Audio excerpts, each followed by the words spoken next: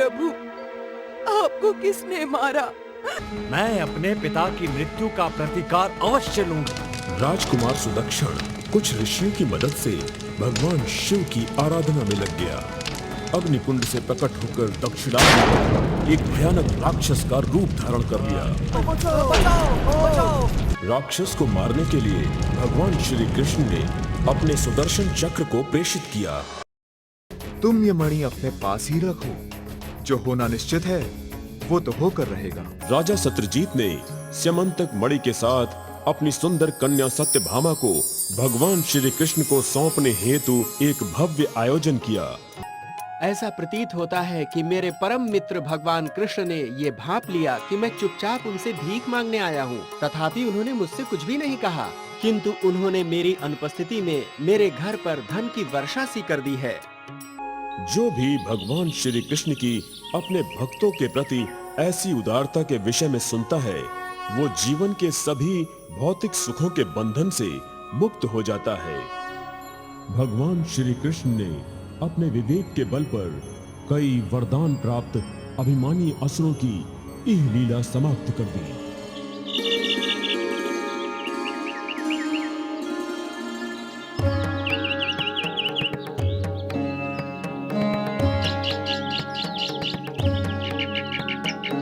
एक बार सगुनी का पुत्र दानव रेका राह में नारद से मिला। दुष्ट रेका ने उनसे पूछा कि तीनों देवों में से कौन से देव सबसे जल्द प्रसन्न होते हैं। भगवान शिव की आराधना से तुम्हें जल्दी ही सफलता मिलेगी। वो सहायता करेंगे। अपने आराधकों के थोड़े से सद्गुण भी उन्हें प्रसन्न कर देते हैं, किंतु तनिक सी भूल भी उन्हें जल्दी क्रोधित कर देती है। जब दशानन रावण और बाण ने उनकी आराधना की, तब वे उनसे भी प्रसन्न हो गए थे। भगवान शिव ने उन दोनों को अद्वितीय शक्ति प्रदान की, परंतु उन दोनों से वो तपस्या के पश्चात ही प्रसन्न हुए। ये सुनकर दानव भगवान शिव की आराधना करने केदारनाथ पहुंचा।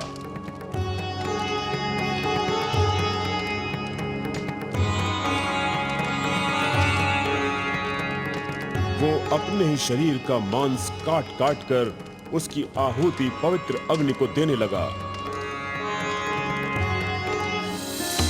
अपने ईश्वर का आशीर्वाद पाने में असफल होने पर रेकासुर निराश हो गया। अंततः 7वें दिवस केदारनाथ के पवित्र जल में अपने केश धोकर उन्हें गीला ही रखते हुए अपना शीश काटने के लिए वो तैयार हो गया। किंतु उसी समय भगवान शिव हवन कुंड की पवित्र अग्नि से प्रकट हुए तथा दानव की दोनों भुजाएं पकड़ी, जिससे वो अपना बलिदान न कर सके। तुम्हें जो भी चाहिए मुझसे कहो, मैं तुम्हें वरदान अवश्य दूंगा। जिस किसी के भी शीश पर मैं हाथ रखूं, वो मृत्यु को प्राप्त हो जाए। भगवान शिव थोड़े विचलित हो गए। फिर एक कुटिल मुस्कान के साथ उन्होंने रेखा को वरदान दे दिया। ईश्वर के वरदान की परीक्षा के लिए दानव ने अपना हाथ ईश्वर के शीश पर ही रखने की चेष्टा की। इस पर भगवान शिव अत्यंत भयभीत हो गए। जैसे ही दानव उनकी ओर बढ़ा, भगवान शिव शीघ्र ही उसके रास्ते से अंतर्ध्यान हो गए। सभी देवी देवता चुपचाप ये सब देख रहे थे और इस वरदान का सामना कैसे करें ये समझ नहीं पा रहे थे। तब भगवान शिव द्वारका पहुंचे, जहां भगवान कृष्ण रहते थे। उनकी सारी बातें सुनकर उन्होंने एक ब्रह्मचारी शिष्य का रूप धारण किया तथा रेकासुर के सामने प्रकट हुए। मेरे प्रिय सगुनी के पुत्र, तुम सचमुच थके हुए हो। तुम्हें इतनी लंबी यात्रा करने की आवश्यकता क्यों आन पड़ी? कृपया थोड़ा विश्राम कर लो। रेका अत्यंत थका हुआ था। विश्राम करते समय उसने श्री कृष्ण को जो कुछ हुआ था सब बताया। यदि ऐसा ही है तो हम कैसे विश्वास करें जो शिव ने कहा?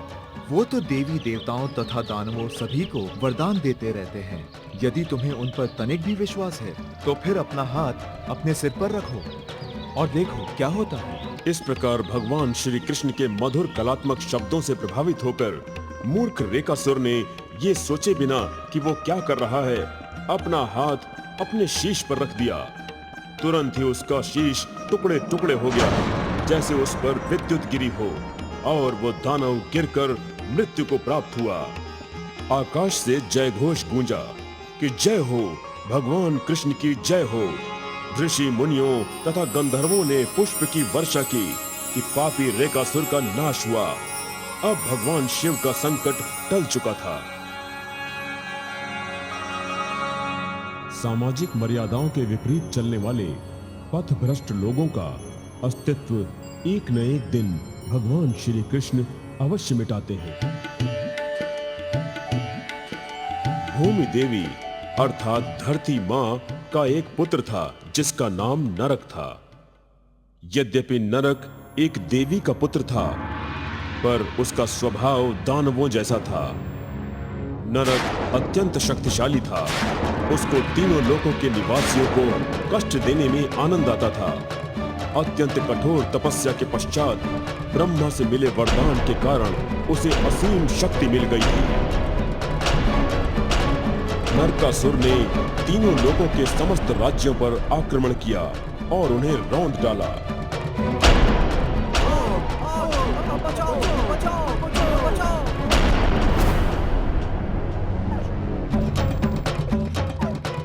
वो स्त्रियों को उठा ले जाता था तथा अपने रनिवास में दासी बनाकर रखता था।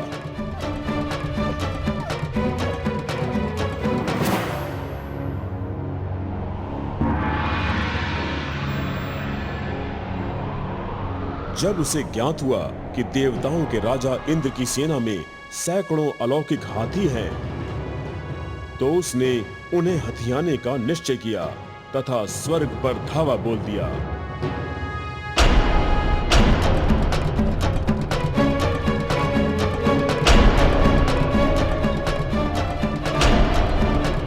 देवराज इंद्र असहाय से स्वर्ग को उजड़ते हुए देखते रहे।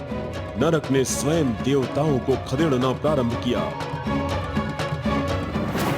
देवताओं को खदेड़ते समय उसकी दृष्टि दूर एक छोटी सी चमकती हुई वस्तु पर पड़ी।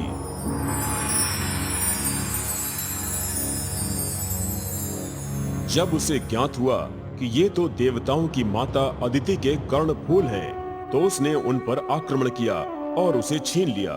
इंद्र बहुत अपमानित हुए और उससे अपनी मां पर आक्रमण का प्रतिशोध लेना चाहा। उन्हें पता था कि श्री कृष्ण के अतिरिक्त कोई नरकासुर को मार नहीं सकता। वे सहायता मांगने के लिए श्री कृष्ण के महल में पहुंचे। श्री कृष्ण अपनी अर्धांगिनी सत्यभामा के साथ थे।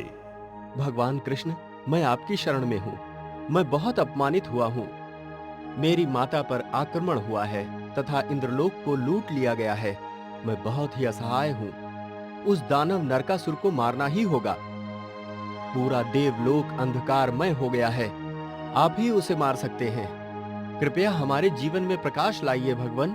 परंतु नरकासुर को एक वरदान प्राप्त था कि वो केवल मां भूदेवी के हाथों ही मृत्यु को प्राप्त होगा। अतः भगवान श्री कृष्ण ने भूदेवी की अवतार सत्यभामा से युद्ध में अपना सारथी बनने को कहा। श्री कृष्ण सत्यभामा के साथ अपने रथ पर विराजमान होकर नरकासुर के दुर्ग की ओर चल पड़े। नरकासुर के दुर्ग के चारों ओर दुर्लंघ मायावी पर्वतों की श्रृंखला थी। जैसे ही श्री कृष्ण ने दुर्ग में जाने की चेष्टा की, पर्वतों ने चारों ओर से उनका मार्ग अवरुद्ध कर दिया। श्री कृष्ण ने दृढ़ता पूर्वक अपनी गदा का प्रहार करके सारे पर्वतों को एक ही वार में हिला डाला। उन पर मायावी अस्त्रों की वर्षा होने लगी। श्री कृष्ण ने असंख्य बाण छोड़े तथा समस्त अस्त्र नष्ट कर डाले। श्री कृष्ण ने सभी मायावी रुकावटें नष्ट कर दी। अंततः नरकासुर के दुर्ग तक पहुंच गए।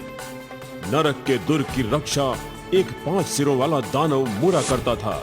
मुरा ने श्री कृष्ण पर अनेकों अस्त्र छोड़े, किंतु श्री कृष्ण ने प्रत्येक अस्त्र को अपने धनुष बाण से चकनाचूर कर दिया।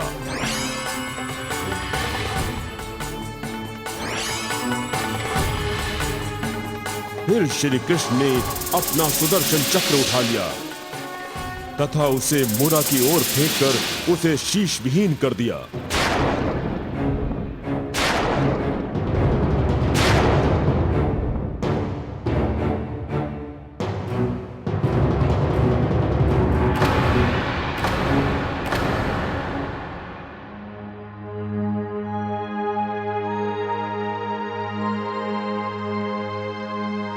नरकासुर, मुरा की मृत्यु हो चुकी है। समय आ गया है कि तुम मेरा सामना करो। मैं तुम्हारा वध कर दूंगा तथा इंद्रलोक को और पूरे ब्रह्मांड को पूरी तरह समाप्त कर दूंगा। मेरे साथ चाले मत चलो।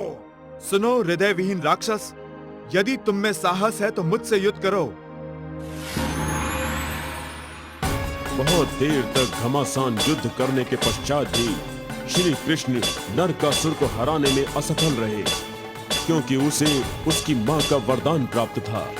ये देख सत्यभामा ने धनुष उठाया तथा बाण लक्ष्य कर नरकासुर को तुरंत मार डाला। बाद में श्री कृष्ण ने सत्यभामा को उस वरदान की याद दिलाई जो उन्होंने भूदेवी के रूप में नरकासुर को दिया था। सत्यभामा द्वारा नरकासुर के वध की व्याख्या इस प्रकार भी की जा सकती है कि यदि बच्चे पथभ्रष्ट हो जाएं, तो माता पिता को उन्हें दंड देने में संकोच नहीं करना चाहिए। संपूर्ण देवलोक आलोकित हो उठा। इंद्रदेव प्रसन्नता से फूले न समाये। कृष्ण, हमारी समस्त समस्याओं का अंत हो गया है। अब हमें आतताई नरकासुर से भयभीत होकर नहीं जीना पड़ेगा। आपने सहायता की, आपका धन्यवाद। सुनो इंद्र, मैंने मात्र अपना कर्तव्य निभाया है तथा अब मुझे जाना होगा। कृष्ण, आज आपने हमारे जीवन से अंधकार को दूर कर दिया तथा उसे प्रकाशवान कर दिया। यह दिन अब सदैव समस्त जगत में प्रकाश के साथ मनाया जाएगा। यह दिवस दिवाली के नाम से विख्यात होगा, प्रकाश तथा उल्लास का पर्व।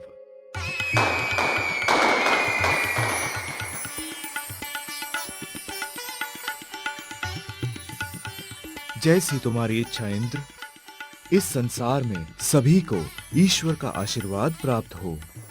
ये कहकर भगवान श्री कृष्ण मथुरा के लिए चल पड़े। परंपरा चलती रही तथा लोग नरक चतुर्दशी से एक दिन पहले उस बर्तन की पूजा करते हैं जिसमें स्नान हेतु जल गर्म किया जाता है। नरकासुर की मृत्यु के प्रतीक के रूप में हिंदू उसके पुतले तथा पटाखे जलाते हैं। विपत्ति में फंसे हुए अपने भक्तों की पुकार सुनकर भगवान श्री कृष्ण दौड़े चले आते हैं। प्रस्तुत है महाभारत से एक ऐसी ही कथा।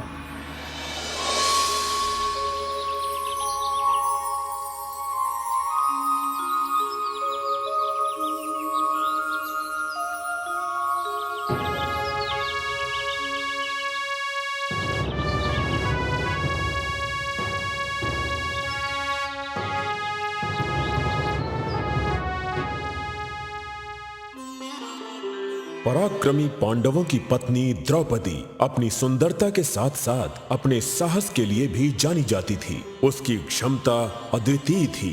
वो अपने विरोधियों को शांत करने में अत्यंत माहिर थी। फिर भी उसकी कहानी कष्टों से भरी हुई थी। किसी के भी सम्मुख शीश न झुकाने वाली सर्वगुण संपन्न राजकुमारी द्रौपदी भगवान श्री कृष्ण की परम भक्त थी। एक दिन दुर्योधन ने युधिष्ठिर को द्यूत क्रीड़ा के लिए आमंत्रित किया। युधिष्ठिर को द्यूत क्रीड़ा प्रिय तो थी, किंतु वो उसमें निपुण नहीं थे। कौरवों के मामा शकुनी द्यूत क्रीड़ा में पारंगत थे। उस दिन युधिष्ठिर दांव पर दांव लगाते चले गए। वो अपने रथ, घोड़े, हाथी सब कुछ हार गए। उसके पश्चात वो अपनी राजकीय संपत्ति तथा अपने सभी सैनिकों को भी हार गए। अंत में वो अपना राज्य भी हार गए। जब उनके पास कुछ भी नहीं बचा तो युधिष्ठिर तथा उनके चारों भाई कौरवों के दास बन गए।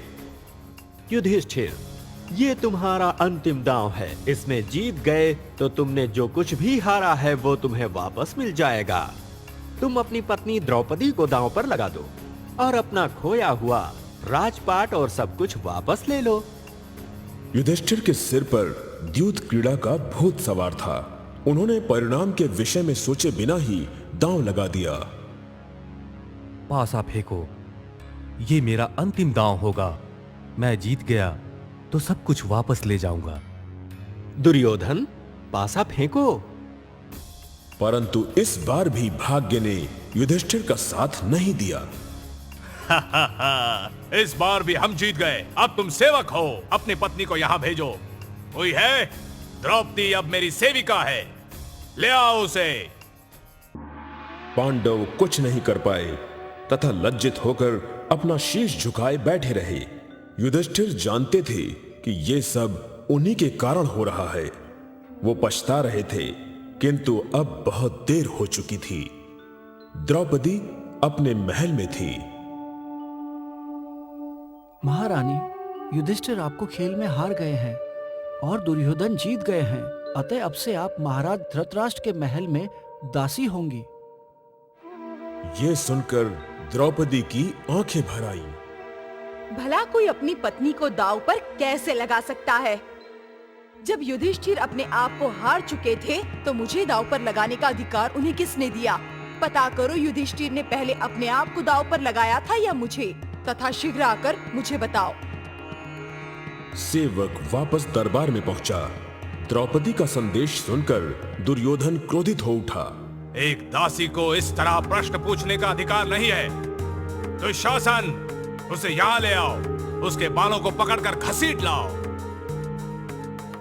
दुशासन द्रौपदी के बालों को पकड़कर उसे घसीटता हुआ सबके समक्ष ले आया।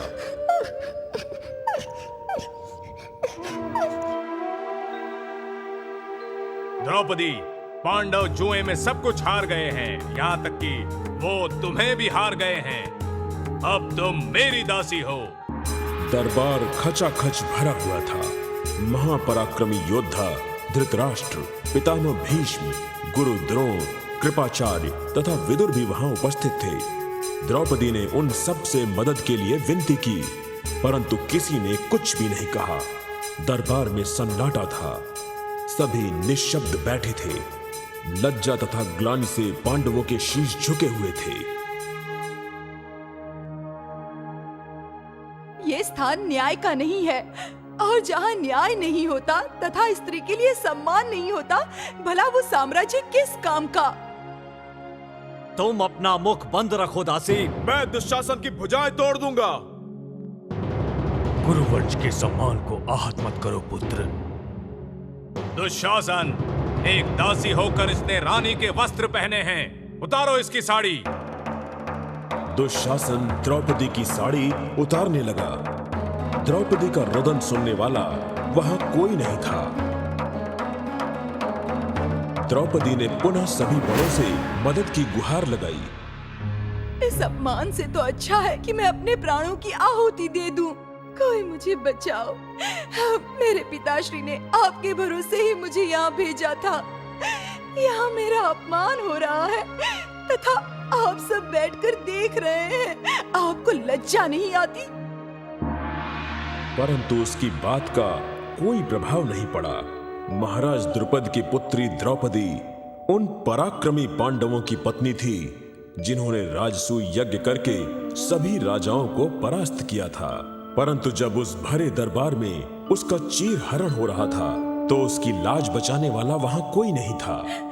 हे भगवान कृष्णा, तुम हमेशा ही भक्तों की रक्षा करते आए हो। मैं तुमसे प्रार्थना करती हूँ, तुम भी इन सब की तरह कहीं अपना मुंह मत मोड़ लेना। द्रौपदी ने अपनी आंखें मूंदकर ध्यान लगाकर भगवान श्री कृष्ण से प्रार्थना की। कृष्णा, कृष्णा, कृष्णा। तभी एक चमत्कार हुआ।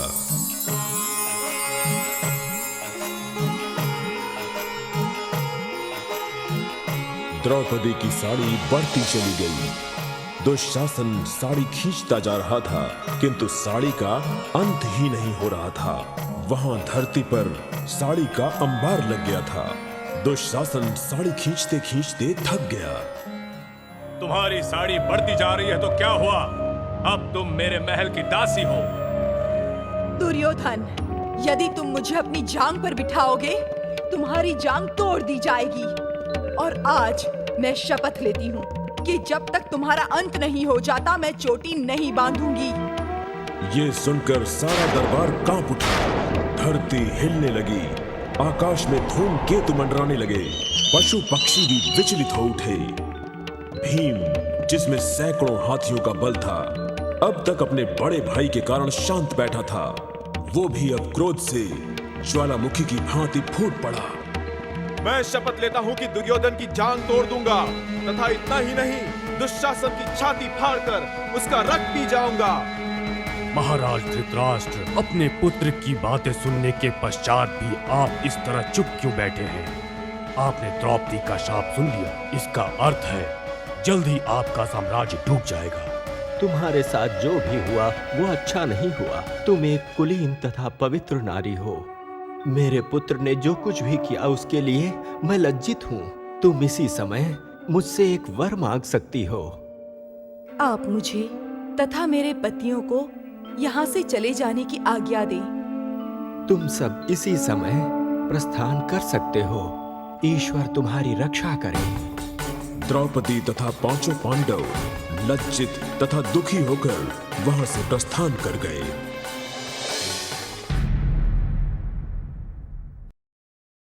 ये कथा है भगवान शिव के धनुष के टूटने की तथा सीता से भव्य विवाह की। यद्यपि महाकाव्य